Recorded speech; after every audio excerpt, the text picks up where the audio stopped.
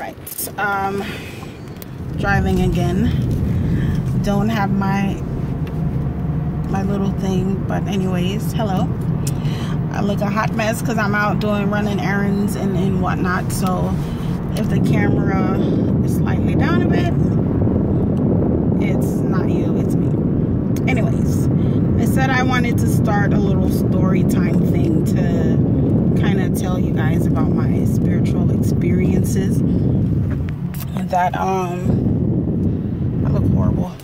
My spiritual experiences, and you know, I told you a little bit of my first time, and you know, I want to continue with the second time. Now, the one that I explained before happened when I was 12, almost 13, where the guy disappeared in the field. That would happen when I was 13.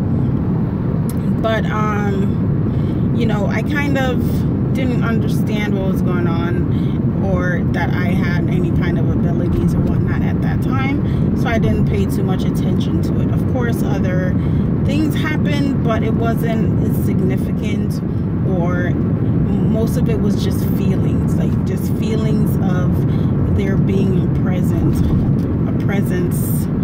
around me, and that was basically the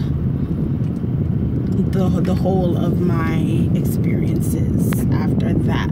But it wasn't until I was pregnant with my second son that a lot more things, that when I say a lot, like a lot more things happened. I remember, because I was in Texas, I lived in Texas with my ex-husband, and after we split up, I moved back here to Florida. And I was 5-6 months pregnant when I moved back, and one morning, it was in Lehigh Acres. It's like deserted, and there's like panthers roaming around and shit.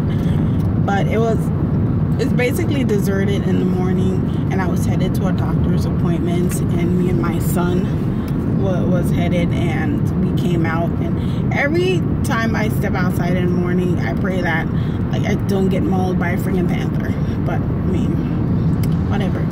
But yeah, me and him came out. It was like, because my appointment was like 7:45, somewhere around there. So we came out around 7 in the morning. It was light, but it was still a little dusky. So you know, we came out. I'm coming out. I see this lady. She was like that older lady, probably in her 50s, close to 60, an older black lady. And she was sort of power walking like the older folks do.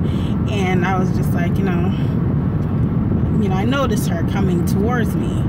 So me and my son get closer to the car, and by the time we're close enough and I'm getting ready to, you know, open the door, she is right there upon us, basically. And she looks at me and she says, "Good morning." And of course I say good morning back, and she continues to walk. So I pick my son up and turn to put him in the car. He's sitting, because at this point he can buckle his own seatbelt, so I put him in to sit and turn around, and this lady disappeared. Now in this area, I'm going to describe to you the area, because you know, some people might say, well, maybe she went behind, or maybe she turned. There was no place she could have went. There's like one house, and you have to walk a good 2 minutes to get to the next house, or to get to anything. So from the couple seconds I turned to put my son in the car, and she like walked behind my car and then just vanished. And this was on the street, like on the street where people drive, and she vanished on the street. And you know, I was a little like not necessarily taken aback, but kind of, I don't want to say surprised, but a little jolted, like, oh, okay. And like literally, it was that moment that I realized, you know, what she was, or you know, who she was, and then it made me think back to the guy that I saw earlier when I was 13 and made me realize what he was or who he was. And I don't really know how to refer to them, what name to use, but I grew up with the word angel, so I'm just going to use it as a reference, maybe a protector or a guide or something like that. And why I said that is because, you know, once I got in the car, I kind of thought back, and I basically was able to recognize how I was feeling right when she came about, and then it made me remember the other guy and how I was feeling then.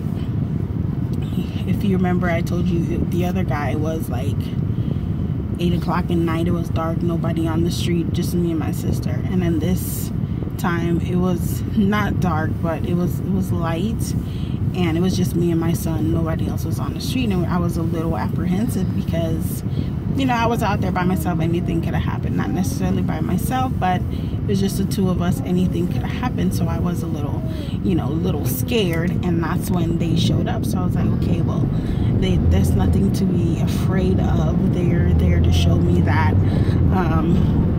you're okay, you know, I'm here with you, or, you know, something to that aspect. And it really comforted me at that moment. And when I was able to look back, I said, okay, well, now I didn't have reason to be scared or to be afraid of the last guy. But that's the, I don't want to say it's the second, but that's the second one. And like I said, that second one allowed me to understand what the first one was. So I don't want to say I'm not afraid, but I know how to handle it better. I know how to recognize my feelings when they come around, for me to understand what they are when they do come around, because different spirits and different life forms or life forces, whatever, they come with different feelings. And if you can recognize the feeling, then you'll be able to understand what they are within that moment. So yeah, that's it. If you have any questions, you can always, you know, post it down below, your thoughts and your opinions. Thank you.